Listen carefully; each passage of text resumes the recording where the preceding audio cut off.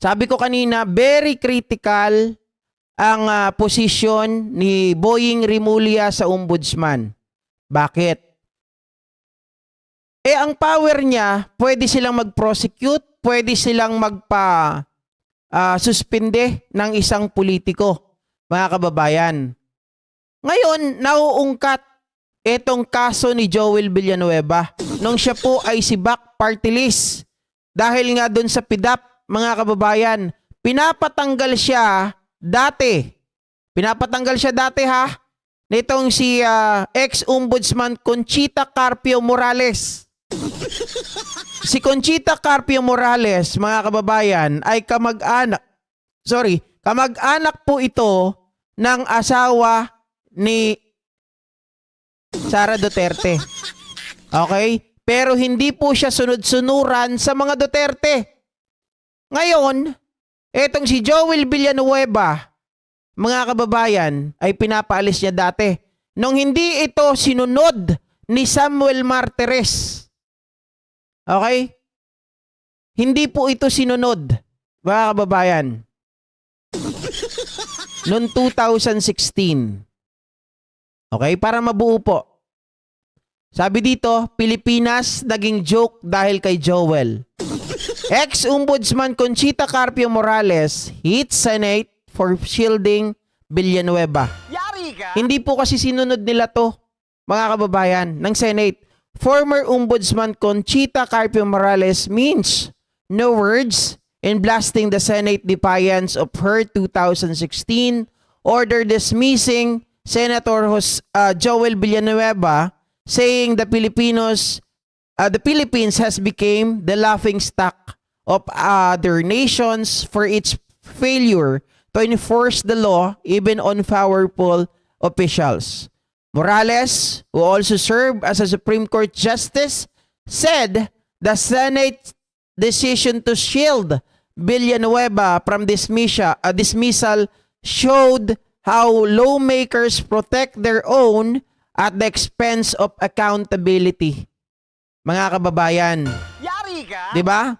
In November 2016, Morales ordered Villanueva. Teka lang, may nasabi ako kanina.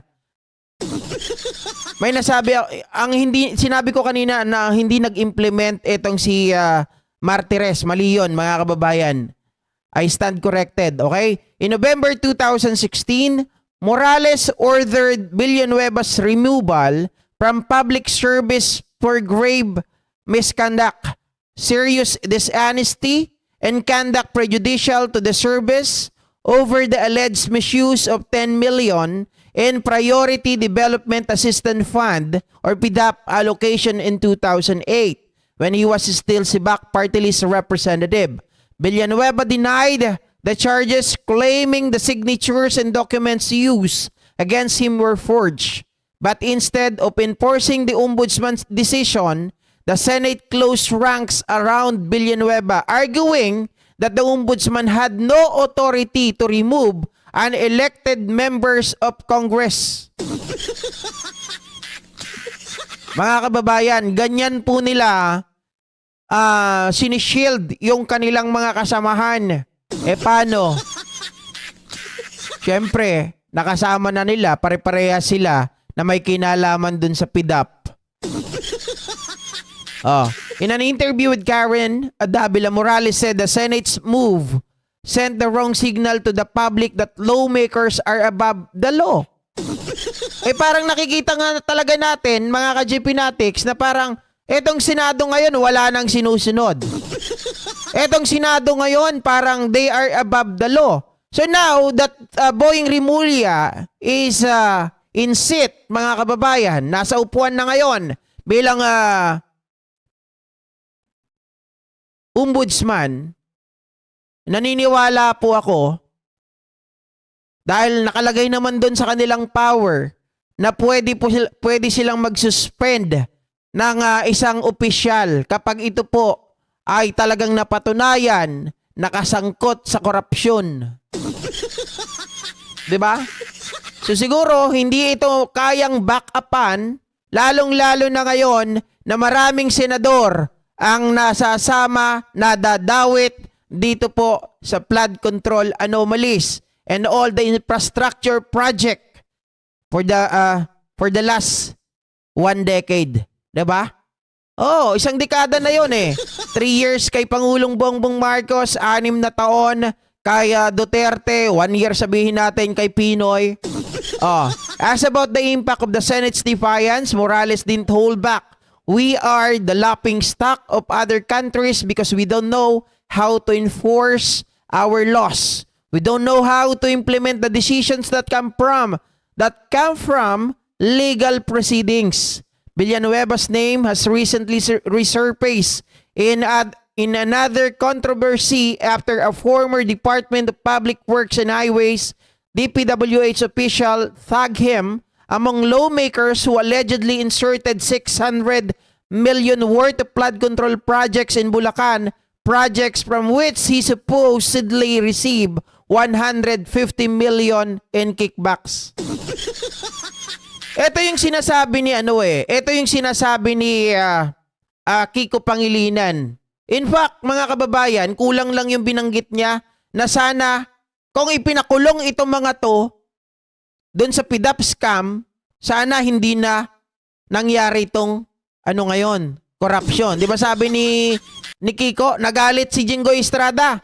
Pero hindi lang si Jinggoy ang binabanatan doon, mga kababayan. Kung inimplement sana ng mga senador at sinunod nila yung utos ni Conchita Carpio Morales, mga kababayan, hindi na sana naulit. Baka hindi na po mangyari na itong mga purunggay na senador na to. Ano ba yung purunggay? Di ko rin alam eh. Basta narinig ko lang yun. Yun lang ginamit ko. Mga purunggay na mga senador na to. Gusto ko kasi murahin eh. Purunggay na lang ang masabi ko. Itong mga purunggay na magnanakaw ng mga senador na to, mga kababayan, ay hindi na sana makagawa ulit. 'Di ba?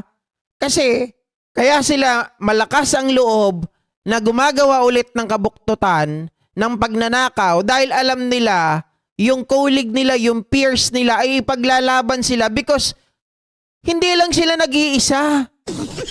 Sabi ni Lacson, almost all of them have insertion 100 billion peso. Diba, Ayu? Kampi-kampihan, Ma'am Leslie Hermosa. Oh. Pero sana si Boying, na nakaupo ngayon, may tiwala ang presidente, mga kababayan, na talagang ito po ay may implement niya.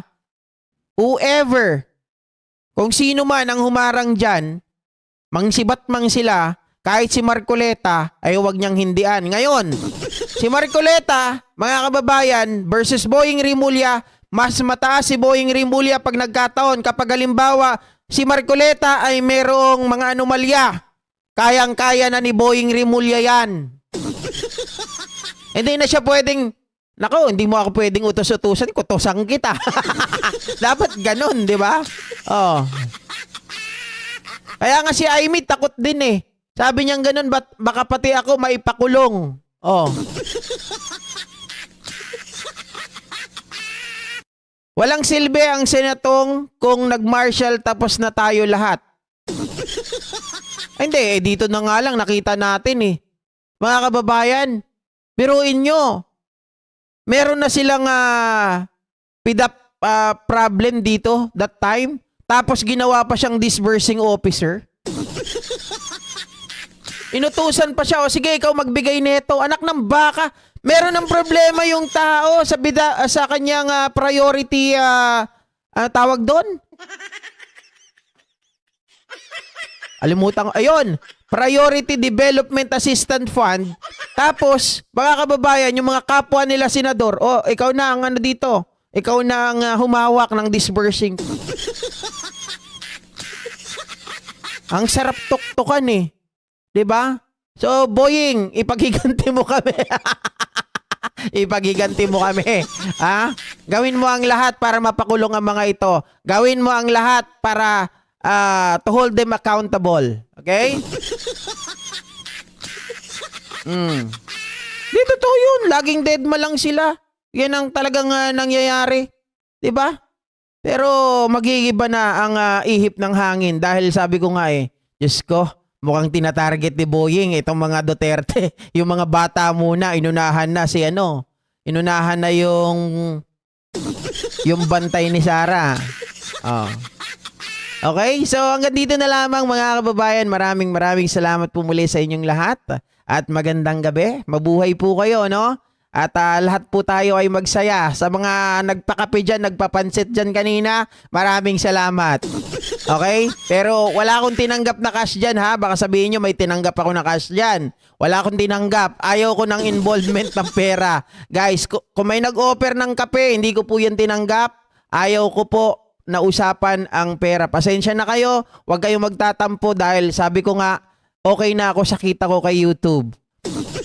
Okay na ako sa kita ko dito. Ayaw ko kayong abalahin at ayaw ko masangkot sa anumang problema sa pera. Pag magkaroon kayo ng problema, suluhin nyo na lang. Okay? Sa inyo na lang yan. Hindi naman. Joke lang yon mga ka-GP natin. Siyempre na-appreciate ko po kayo, no? Na gusto nyo at kayo po ay sumusunod sa usapan natin at sa mga biruan natin dito. Pero hanggang biruan lang naman yon. Hindi ko naman yun seseryosohin. Diba? Pera na lang siguro mga kababayan kung magkita tayo ng personal o kaya naman ay personal ko talaga kayong nakakausap palagi. Diba? Meron kasing ganun na talagang malapit sa ano mo, sa loob mo. Kaya lang Hoy JP, ibig sabihin hindi kami malapit sa loob mo. Kaming mga nag-o-offer, tinatanggihan mo. Hindi yon. Hindi yon. Huwag niyang isipin yon. Mali lang ang inyong abang lingkod. Tao lang. Hirapan ako magpaliwanag eh. Hindi, meron talaga ako mga kababayan. Ayaw ko talaga na-involve pagdating sa usapin ng pera. Kasi pagdating ng panahon, 'di ba? Baka isumbat 'yan. Ayoko nang ganun eh. Okay, bye-bye. See you. Wala magagalit ha. Love ko kayong lahat. Thank you so much. I love you all guys. Buyers. Bye-bye. Baka iba pa